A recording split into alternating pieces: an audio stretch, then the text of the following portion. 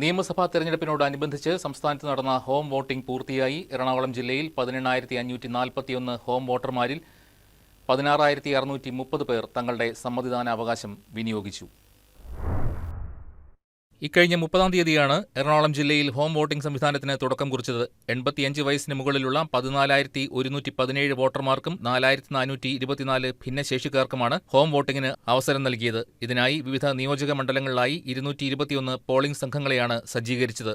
Micro observer, presiding officer, polling officer, videographer, police officer എന്നിങ്ങനെ 5 പേരാണ് ഒരു പോളിംഗ് പാർട്ടിയിൽ ഉണ്ടായിരുന്നത്. ഇവർ വോട്ടറുടെ വീട്ടിലെത്തി രഹസ്യ സ്വഭാവം നിലനിർത്തി വോട്ട് രേഖപ്പെടുത്തുന്നതിന് സംവിധാനം ഒരുക്കുകയായിരുന്നു. വോട്ട് രേഖപ്പെടുത്തിയ ശേഷം പോളിംഗ് സംഘത്തിന്റെ പക്കലുള്ള പെട്ടിയിൽ നിക്ഷേപിച്ച ബാലറ്റ് അന്ന് തന്നെ റിട്ടേണിംഗ് ഓഫീസർമാർക്ക് കൈമാറി സ്ട്രോങ് റൂമുകളിലേക്ക് മാറ്റി.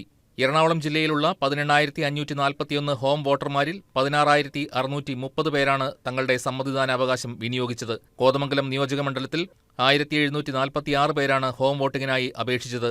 18 ഗ്രൂപ്പുകളെയാണ് ഇവരുടെ വോട്ടവകാശം വിനിയോഗിക്കാനായി ജില്ലാ ഭരണകൂടം നിയോഗിച്ചത്. 1,530 വോട്ടർമാരാണ് തങ്ങളുടെ സമ്മതിദാനാവകാശം വിനിയോഗിച്ചത്.